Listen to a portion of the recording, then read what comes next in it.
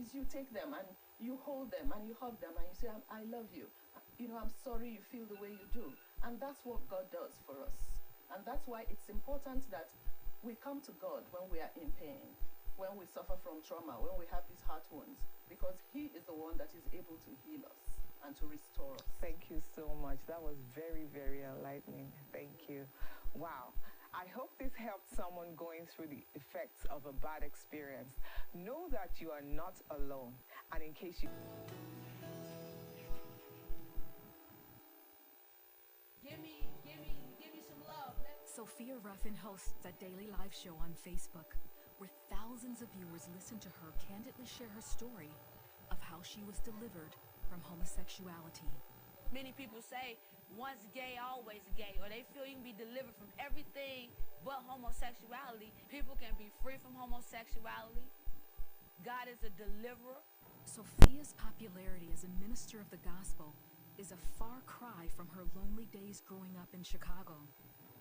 Sophia's mom worked long hours, and her dad often wasn't home.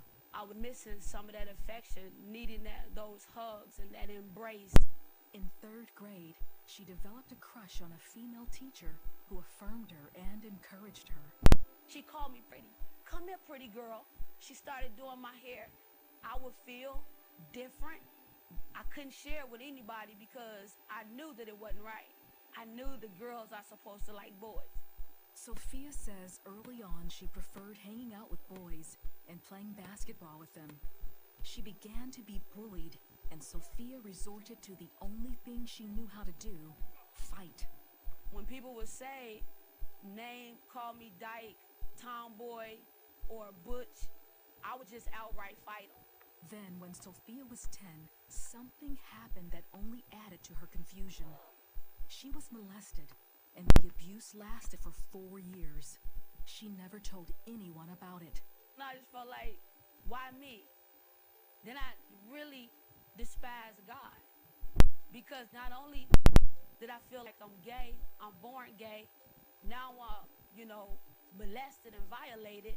By now, Sophia's basketball skills were so advanced that when she went to high school, she made the varsity girls basketball team. And on the varsity team, we had some young ladies that was openly in the homosexual lifestyle. And I felt like, wow, I finally found people that are like me, and they okay with it. Sophia began wearing baggy clothes and eventually threw away anything that connected her to feminine identity. I was ready to move into and be who I felt I was born to be, and I was a man. In her junior year, Sophia started having relationships with other girls. She went to college on a basketball scholarship where she fully embraced lesbianism and her identity as a man. By this time, her mother Doris knew. My heart was broken. It was broken to pieces. Sophia lived as a lesbian for 10 years. Her mom and many others prayed for her. I would say, look, God, this is your child. You already know it to me. She belongs to you. So you're going to have to do what's need to be done. I didn't get to a low point where I was going to give up on her. Sophia had a Christian friend named Devin who was persistent in inviting her to church. Finally, she accepted her invitation. While there, something strange happened. And I kept saying, I can't breathe. I start hyperventilating, and I was holding their hands just like, I can't breathe, help.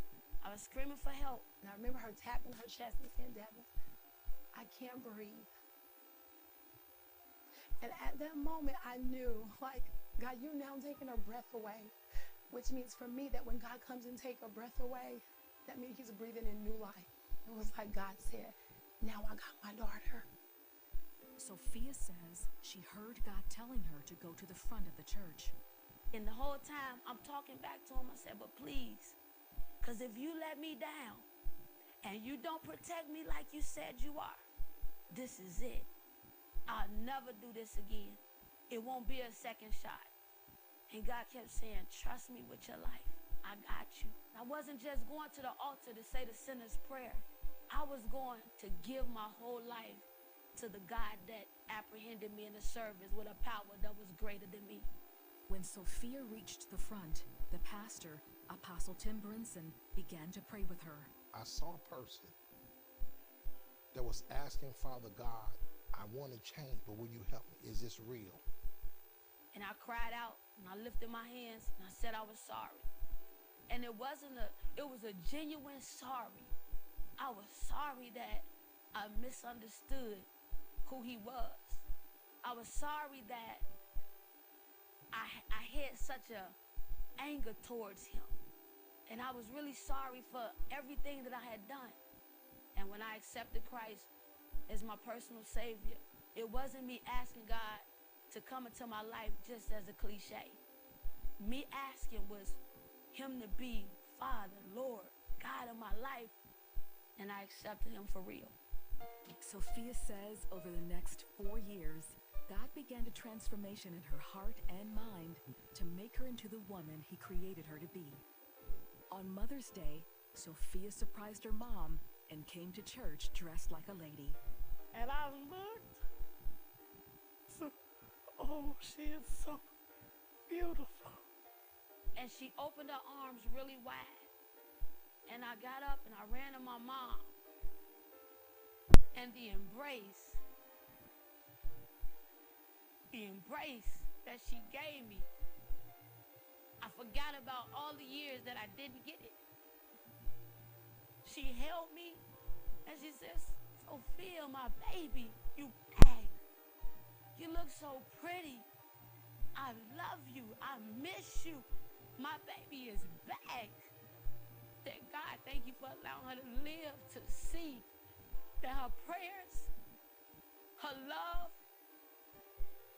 her believing in me and trusting in you was not in vain. I got my identity back. God supernaturally allowed me to see with eyes of purity and holiness. He delivered the whole being was delivered. 3.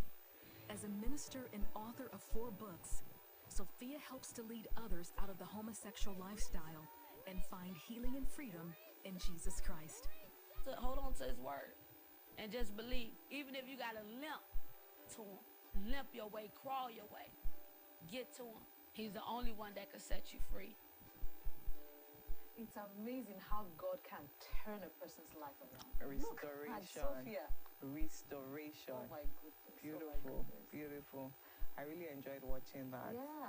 And if it's the person I think she is, she is married to a man right now. Yes. And she Glory celebrates to God. she celebrates the love life every single time on Instagram, posts pictures and all of that, how she's enjoying, her love life with a man. Oh my goodness.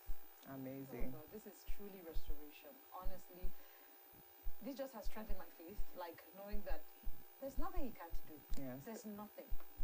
I agree with you. Now, you may be asking, what do I do? Where do I start? Is life worth living? These and many more are the questions we find ourselves asking after a horrible experience. It might be abuse.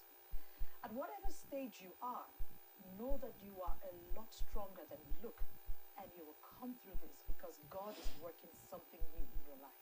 Yes, you will.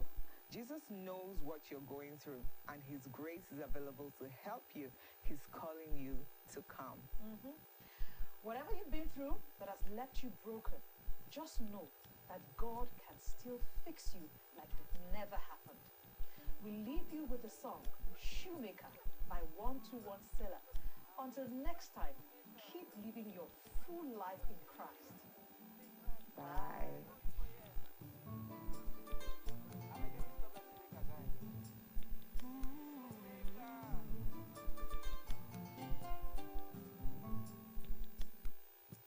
Shoemaker, when you they come fix my shoe. Shoemaker, where you they I need you now. I call you because I know say now you feel fix out. Na na. Shoemaker, where you they I need you now. Shoemaker, where you they come fix my shoe. Shoemaker, where you there, I need you say now you feel fix am, nana. I know where you day, I know where to find you. Oh, oh, oh, oh, the point be saying I person way go fix am, me I go follow. Cause now him sabi the thing well, well, oh, well, well. I know go carry matter of shoe, go give a carpenter, nana. Cause he knows sabi the work at all.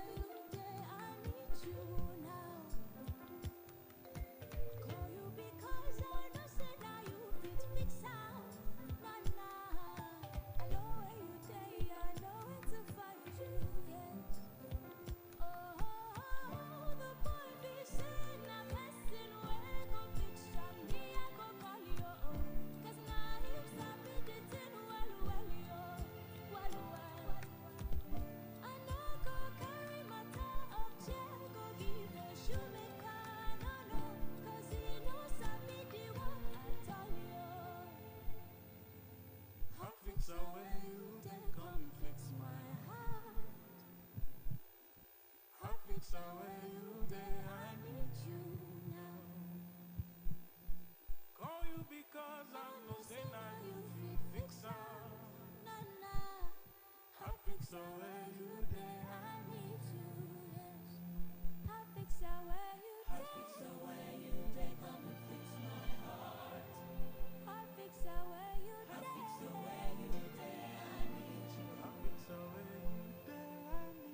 Call you because I know say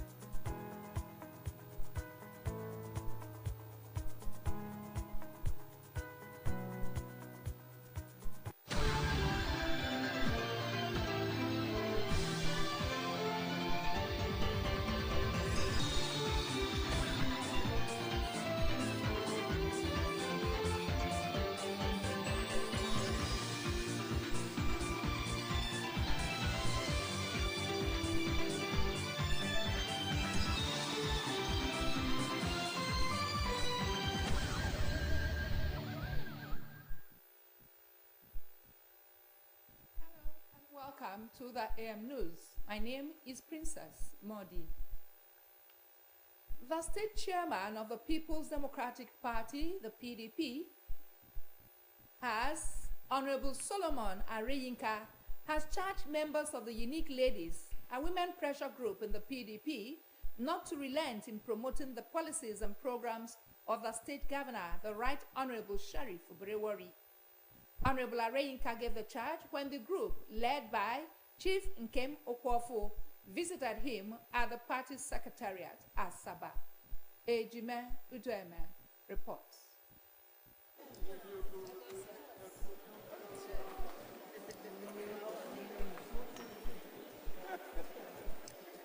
The PDP chairman said he was impressed with the caliber of women in the group and their vision, and pledged to support them as a pressure group in the party. Honorable Areyinka enjoined the group to continue to work with the party's leadership of the state and local government for the greater good of the party. Unique in dressing, unique in color separation, unique in mobilization, unique in mobilization.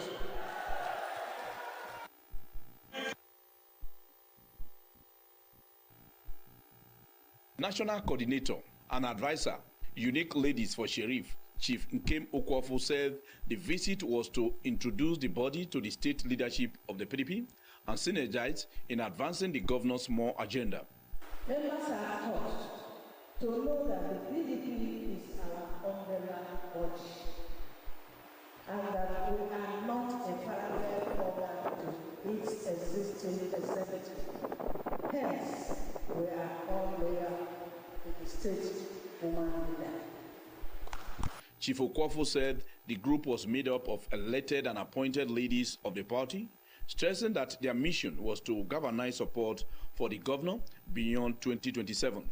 She described Governor Sheriff Obrewori as a promise keeper in the provision of democracy dividends to all parts of the state. A vote of confidence was later passed in Governor Sheriff Obrewori and the state leadership of the party, following a motion moved by the State Commissioner for Women Affairs, Community and Social Development, Honorable Pat Ajudwa, seconded by Honorable Irene Imila, and put into voice vote by the National Coordinator of the group, Chief Okwofo, before it was unanimously endorsed by all. Ejime Uduime reporting. Other media workers have been charged to uphold the tenets of the broadcasting profession, especially balanced reportage. The State Commissioner for Works, Rural Roads and Public Information, Mr. Charles Anyago, gave the charge when a delegation from 2 trade unions in the Delta Broadcasting Service, the Nigeria Union of Journalists, NUJ, and the Radio, Television and Theatre Arts Workers Union, RATAO, visited him in Asaba. Esther Oputa reports. Mr. Anyagu encouraged the media practitioners to have a paradigm shift in service delivery and be passionate in the discharge of their duties. He said the state government would work towards making the station improve its services in line with the developmental vision of the Governor Sheriff Obrewori administration. Mr. Anyagu enjoined the media practitioners to avoid inciting contents that could cause unrest in the states, stressing that more dividends of democracy will be delivered to the people by the present administration. It's a symbiotic relationship. So when you also go, the medium, if there's anything you can also do for the medium, the same way the medium has given you power, do it. The chairman of the NUJ DBS Asaba Chapel, Comrade Pere Botu, and the chairman of the Ratao DBS Asaba chapter, Comrade Godwin Soje, said the visit was to felicitate with the commissioner on his reappointment to the Ministry of Information while pledging support of the unions to the state government. We want to sincerely appreciate you for this great opportunity. I will believe that this is a platform that will use to rub minds on how we can promote policies of government vis-a-vis how we can also enhance what we are presently doing in DBS and Asaba. We want to also congratulate you because it's the first time we're meeting with you officially after your reappointment and reassignment to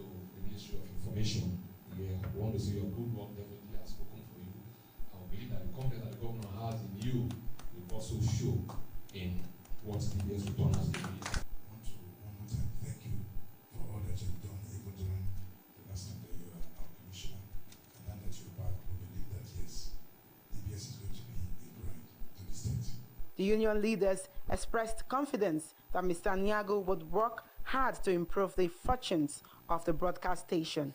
Esther Oputa reporting. The chief advisor to the state governor, Chief Igoyota Amori, has called on Christian leaders to participate in politics in order not to leave governance to persons who do not share the values of righteousness and accountability. He made the remark in Asaba while receiving a delegation from the Christian Political Leaders Forum, CPLF, led by its national coordinator, Evangelist Emeka Egwanimkwe. Chief Amori commended the CPLF for mobilizing Christians for political engagement, noting that the misconception that politics is a dirty game had long discouraged many from participating. He acknowledged the role of the Christian community in political appointments, citing the emergence of faith-driven leaders in government positions.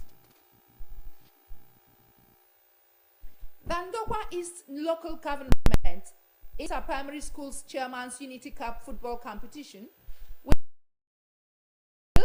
commence Friday at school, Abo.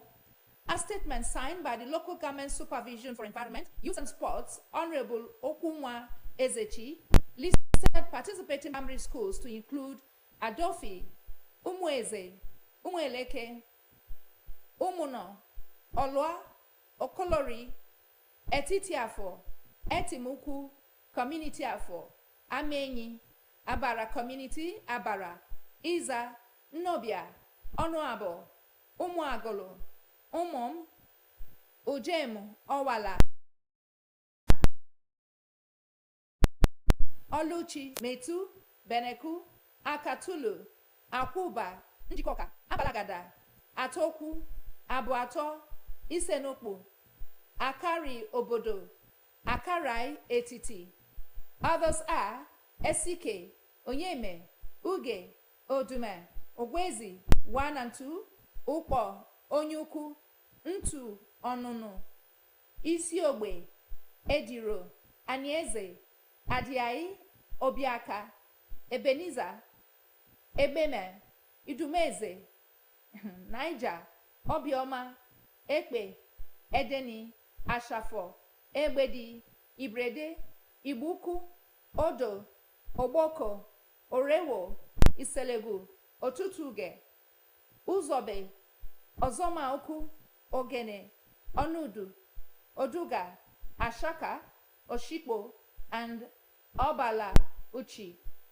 The chairman of the local government, Chief Vincent Osilonya, said the competition would enable them discover young football talents, while calling on the people to support the pupils. Chief Osilonya said the grand finale of the competition would hold on 4th April at the Ashaka Primary School, Ashaka.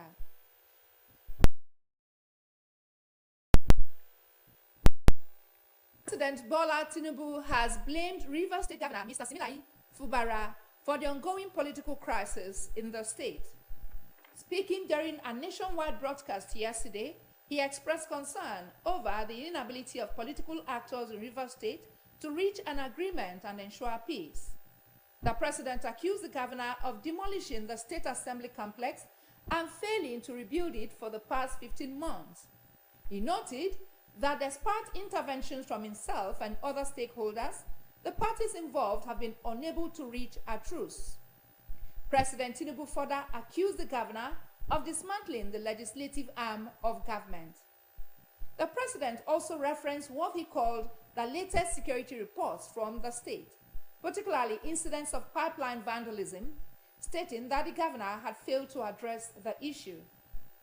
President Tinubu declared a state of emergency in Rivers State at the weekend, citing the non-functionality of the legislative arm of government as a reason for his decision. He appointed retired Vice Admiral Ibo Kete Ibas to take over the administrative functions of the state.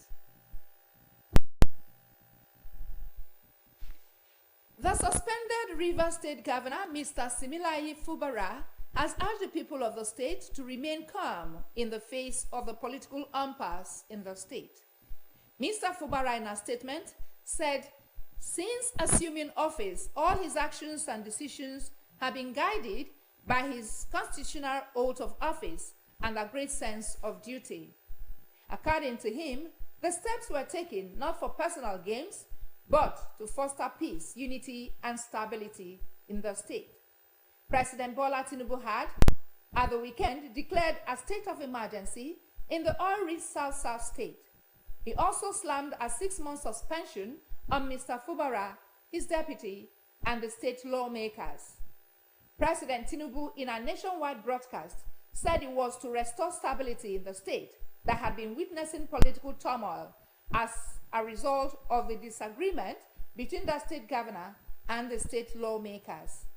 The president appointed retired Vice Admiral Ibo Kete Ibas as the state's administrator to oversee governance. The Senate suspended its plenary and announced that the debate on the state of emergency imposed on Rivers State by President Bola Tinubu has been shifted to today, the 20th of March. The postponement was announced after the Senate leadership delayed the commencement of its plenary for about 2 hours when the majority of the 7 senators across party lines had not fully taken their seats. The debate was delayed without much explanation when the Senate leader, Senator Okpeyemi Bamidele, APC Ekiti Central, who sponsored the motion, moved to step it down by citing Order 1, subsection B of the Senate Standing Orders 2023 as amended. The motion was seconded by the minority leader, Senator Abamoro, PDP, Benue South, and the chamber moved on to the next item without further debate. The motion, as proposed by Senator Bamidele, expresses apprehension over the deteriorating security situation in Rivers State. To approve the Senate has confirmed the appointment of 4 persons to serve as members of the Police Service Commission, PSC, earlier sent to it by President Bola Tinubu. The confirmation followed a detailed report. The confirmed members are retired Justice Paul Galumje, Alhaji Abdul Fatai Mohammed, DIG Ubaringim, Justice Christine Dabo.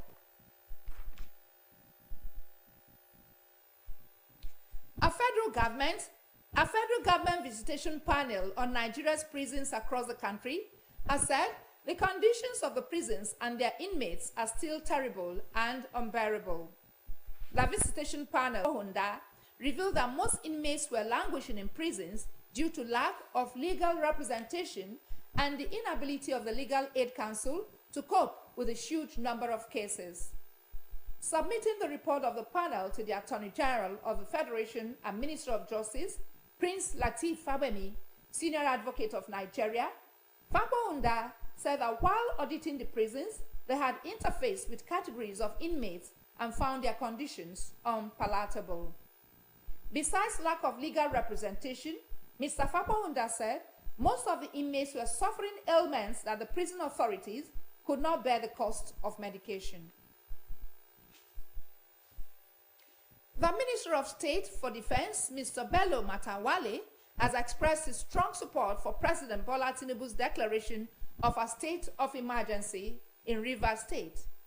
In a statement, Mr. Matawalle said action was vital for restoring stability to the state's turbulent political landscape. He asserted that the emergency rule was a necessary measure to address the ongoing political crisis which had hindered the delivery of democratic governance and the welfare of the people of Rivers State. Reflecting on the President's address regarding the state of emergency, the minister acknowledged the gravity of the political crisis in Rivers State and the urgent need for intervention. Mr. Matawalle highlighted the unfortunate demolition of the House of Assembly by the state governor, which had left the state without a functioning legislature for over 14 months.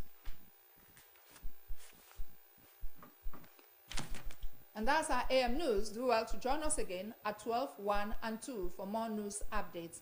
I am Princess Modi. Do have yourselves a beautiful Thursday. Very good morning to you.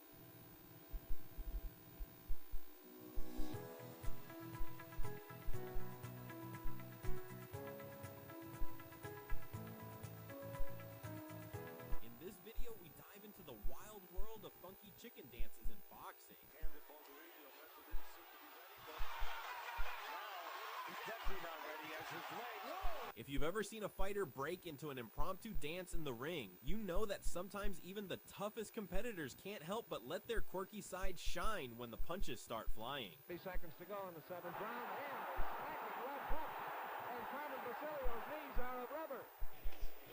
Mayweather stuns him with the right hand. He's got Davis in trouble. Davey Pearl's got to stop. He's got to walk in there. Oh, my. So sit back, relax, and prepare to enjoy some of the most hilarious and unexpected highlights in boxing history. Let's get ready to celebrate the art of the funky chicken dance in the ring. For Shannon Briggs, he gets him again. Has recorded 11 of his 22 KOs in the first 2 rounds. And there's the right hand lead by Maidana that sticks another right hand. Broner goes down for the first time in his career. He's hurt back. He's hurt. It was so satisfying to see Broner doing the chicken walk in this fight. It's probably my most satisfying moment in boxing history. He had been so arrogant and disrespectful to his opponent in the build-up, so to see him chicken walking was just great. George's nervous system went into a full-blown meltdown right here. He was out before he hit the floor there, wasn't he? He really wobbled and fell back there. I'll be surprised he won't let him go on. He just, yes he will. I'm amazed his legs really were the first time up. I think it's unbelievable how George got up and continued fighting. We really should appreciate the heart and guts of boxers. Confused, bewildered young man at that stage. He says, I want to fight. And here comes Real, says, I'm your guy. This is round number 2. And Ramos stopped in his tracks. And Real has picked up his 3rd victory. This is just brutal. Emilio was turned into a statue by that right hand, and thankfully there were no follow-up punches. He steps in and waves Reels away. We'll be back with... Isn't it crazy how some guys can have rock-solid chins and walk through bombs, while other guys do chicken dances like this as soon as they take a clean shot? Jamal Reynolds is staggered on his feet right now. Jack Reese is looking on. I mean, he's just lost it. He's out of control right now. Well, the gloves touch the ground, so it's a knockdown. Rosbahani was actually very nice to Reynolds because he could have taken real advantage of him. I'm surprised he didn't. Ready to go? Let him off the hook, and then the kid went down finally. This is it, though. This won't take long. Jack will stop this fight if this kid does not recover. Yeah, Rosbahani could have really damaged him. Left hand, right hand. I mean, he had those wiry legs.